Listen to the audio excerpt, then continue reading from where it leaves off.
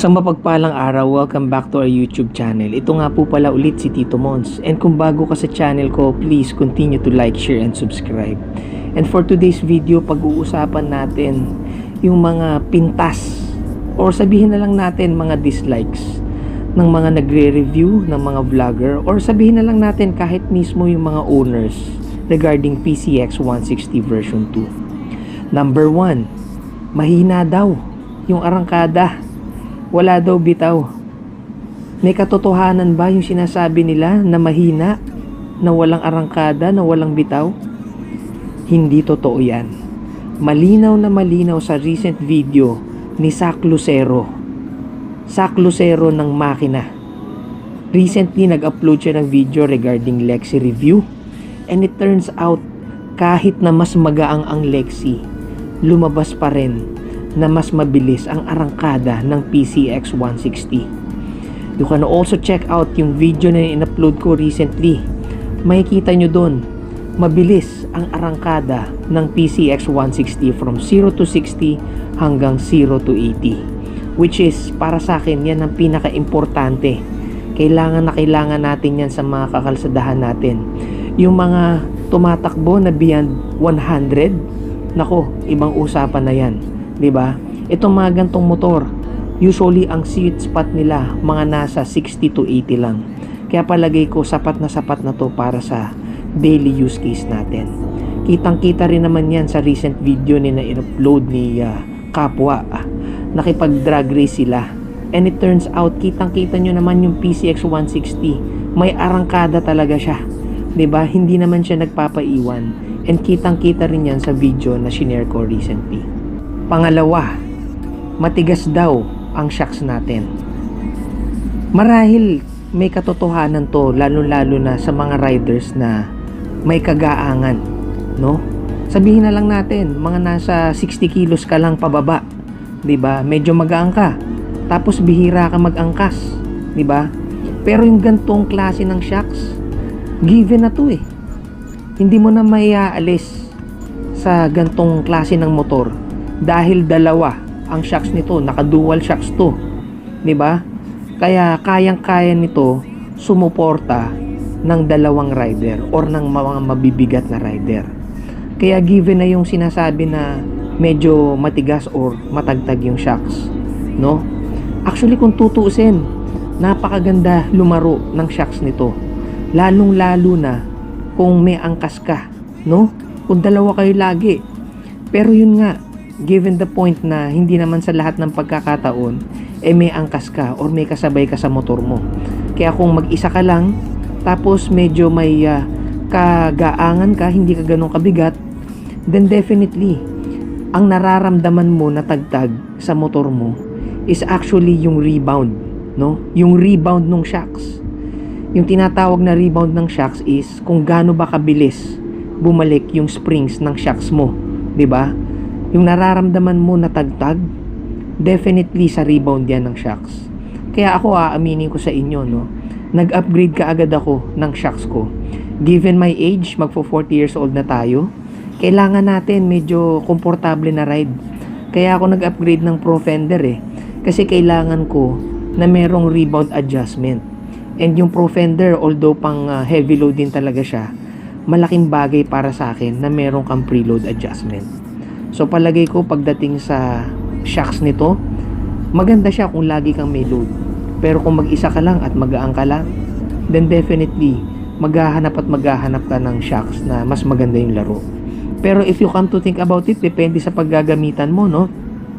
Kasi merong ibang mga users mas gusto nila yung gantong matigas, 'di ba? Kasi mas maganda yung ganyang matigas pagdating sa cornering, 'di ba? Kaya depende na lang din talaga sa user kung ano yung magiging use case nila. Pangatlo, ma-vibrate daw itong PCX 160. Similar with ADV 160, given na parehas naman yung makina nila. Ang sabi ng mga viewers or ng mga reviewers or ng mga vloggers, pati na rin mga owners, na ang PCX at ang ADV ay ma-vibrate. Well, lilinawin ko sa inyo yung vibrate na sinasabi. Makinig kayong mabuti. Yung vibrate na nararamdaman nyo, lalo na tuwing naka-idle kayo, walang kinalaman yan sa makina. Okay? Suwabe ang makina ng Honda. Ngayon, yung nararamdaman yung vibrate, lalo na pagka naka-idle kayo, yung vibrate na yan, may kinalaman yan sa idling speed ng ating mga motor. Pansinin nyo, lalo na yung mga PCX 160 owners, no? Subukan nyo to sa motor nyo. After ng break-in period, sabihin na natin, mga nakatakbo na yung motor mo, mga nasa 1,500 kilometers. Mararamdaman mo, sobrang less na ng vibration ng PCX 160 mo.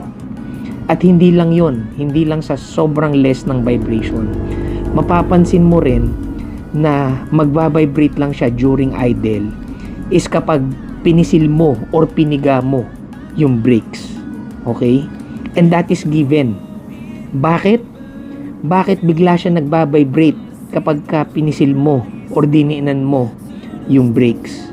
May kinalaman yan sa idling speed ng mga motor natin. Tandaan natin, every time na pepreno tayo, umiilaw yung likod ng motor natin. So, kailangan i-adjust ni Honda yung idle speed ng motor natin. And dahil sa ilaw na yon, nag-a-adjust yung idle speed para makompensate yung power requirement ng ilaw sa ating mga motor.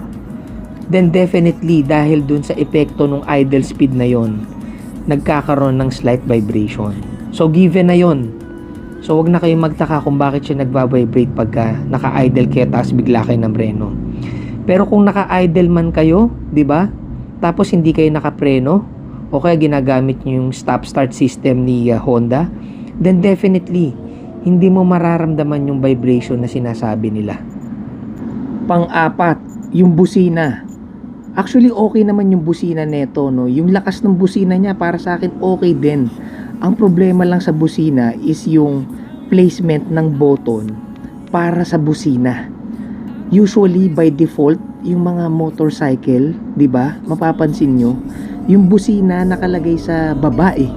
Di ba? Tapos yung signal, nasa bandang taas. Pero para dito sa PCX 160 at ADV 160, for some reason, binago nila yung orientation. Yung busina natin nakapwesto sa taas, habang yung turn signal naman natin nakapwesto sa baba. So ngayon, kung sanay ka dun sa traditional, definitely magkakaroon ng adjustment para sa'yo.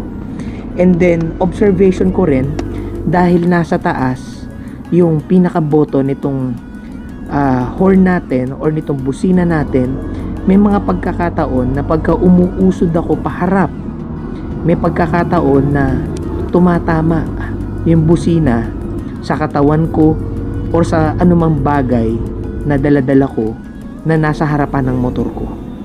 So, medyo medyo awkward kasi may mga pagkakataon na hindi mo naman talaga gugustuhin na bumusina, pero bigla-bigla mapapabusina ka kasi accidentally napipindot siya.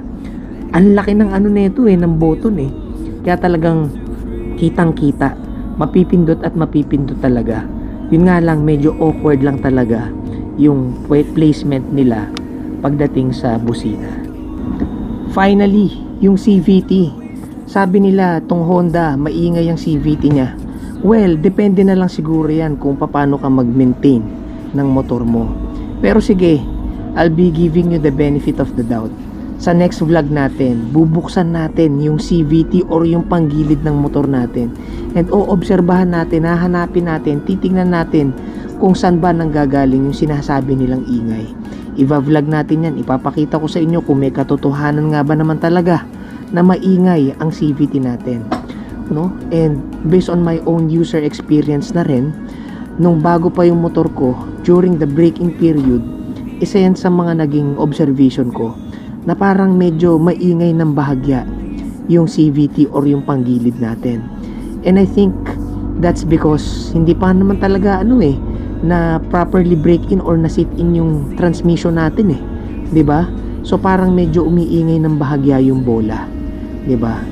So ngayon, dahil naka break in na tayo, almost 2,000 na yung tinakbo ng scooter natin, napansin ko mas tame, mas okay na hindi na siya ganun kaingay compared nung bago pa lang siya. And then napansin ko rin yung gilid, yung cover ng CVT natin, naka-open to sa Honda eh. Unlike yung sa Yamaha ko before, naka-cover talaga siya. Pero doesn't mean na tahimik yung sa Gravis ko, no? Kasi may ingay din naman yung CVT nun. Nagkataon lang na full set ako ng upgrade ko before, yung mga vinlog ko sa Gravis natin. Kaya ang ganda ng pagkakasetup ko, halos walang ingay na maririnig sa panggilid nun. So ngayon, on my next vlog, papakita ko sa inyo kung gaano kaganda or gaano kapangit ang CVT ng Honda stock to stock. Kaya kung di ka pa nakasubscribe, please continue to like, share, and subscribe to our YouTube channel. Hanggang sa muli, paalam!